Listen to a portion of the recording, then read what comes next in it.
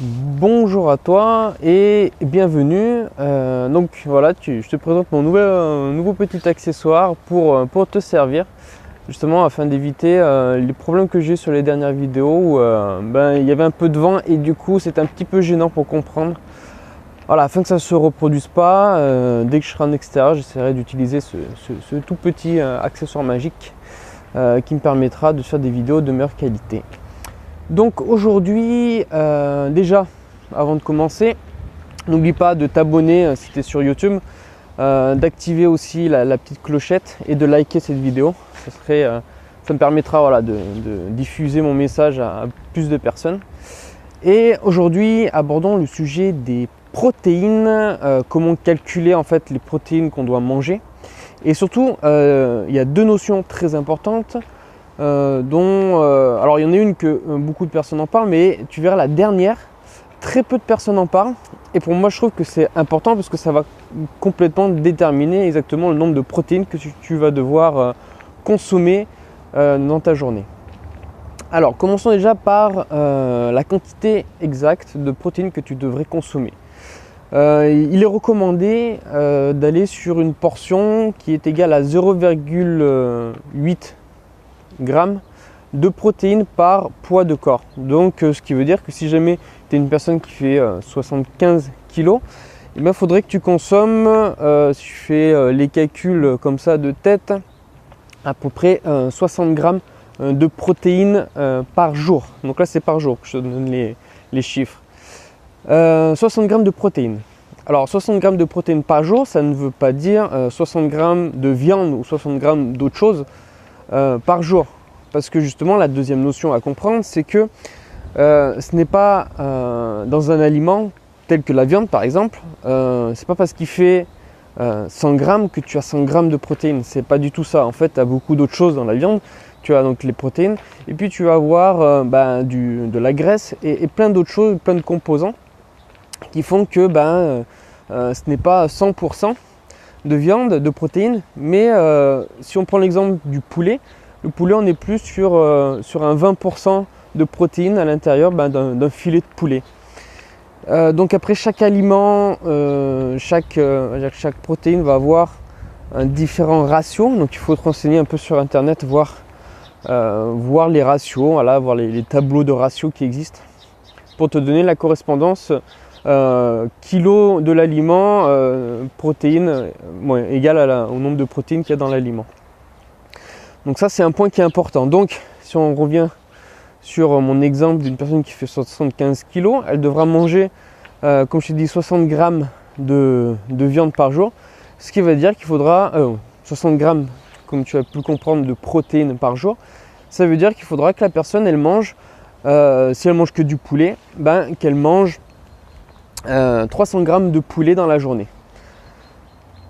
Ça c'est une notion voilà, que je te donne, mais maintenant le dernier élément dont je voulais te parler, dont très peu de personnes parlent et je comprends pas pourquoi, parce que ça peut totalement changer en fait la donne sur ta portion de protéines que tu vas manger, c'est ce qu'on appelle la biodigestibilité ou la biodisponibilité des protéines qui sont présentes dans un aliment. Si on prend l'exemple du poulet, de la viande en général, on dit qu'elle a une biodisponibilité de 85%. Ce qui veut dire en fait quand tu vas manger, si tu manges 100 grammes de poulet, quand tu vas manger ces 100 grammes de poulet, donc je t'ai dit qu'il y avait 20 grammes de protéines à l'intérieur. Mais en fait ces 20 grammes de protéines, quand ton organisme va les digérer, il ne va pas pouvoir en fait les absorber à 100%, mais uniquement à 85%. Donc c'est très important pour te dire si ton apport protéine doit être de 60 grammes sur la journée, il ne faut pas que tu t'arrêtes au simple fait de connaître la quantité de protéines qu'il y a dans l'aliment lui-même, mais il faut lui mettre aussi un ratio de biodisponibilité, ce qui est pour moi qui est très important, parce que sinon si tu restes à juste connaître la concentration de protéines dans l'aliment, tu remarques que tu ne vas pas manger assez de protéines dans la journée. Donc ça c'est pour l'exemple du poulet. Après l'aliment le plus biodisponible qui existe, c'est les œufs. Les œufs quasiment à 100%. Sachant que les viandes, tout ce qui est animal va avoir une bonne biodisponibilité.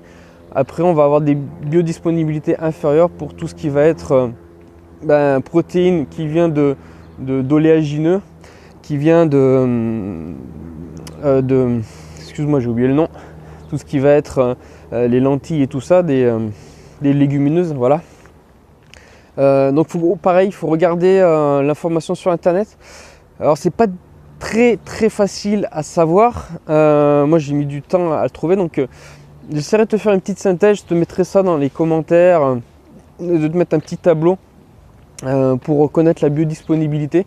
Si je le trouve, c'est pas dit que je trouve ça très facilement, parce que c'est une notion qui est pas très ancienne, et du coup il n'y a pas encore beaucoup de choses qui a été fait sur le sujet. Donc moi j'ai essayé de regarder, mais j'ai pas trouvé énormément de choses. Donc voilà, dès que j'ai quelque chose, j'essaierai de te mettre ça en commentaire. Donc c'est pas dit que tu trouveras quand tu verras cette vidéo là, mais j'essaierai.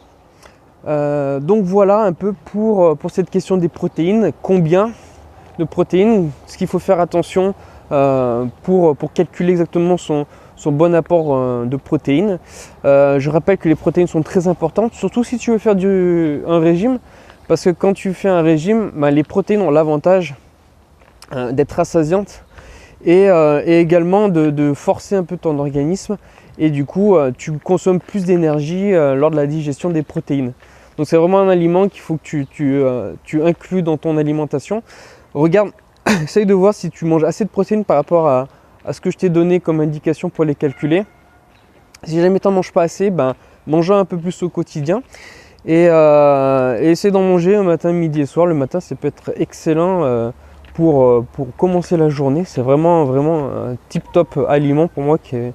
Donc tu peux manger des œufs le matin, ça peut être que bénéfique pour toi. Et sinon, je te dis à très bientôt dans une nouvelle vidéo. N'oublie pas aussi, tu as des bonus au-dessus, en dessous là. Et voilà, à très bientôt. Ciao, ciao.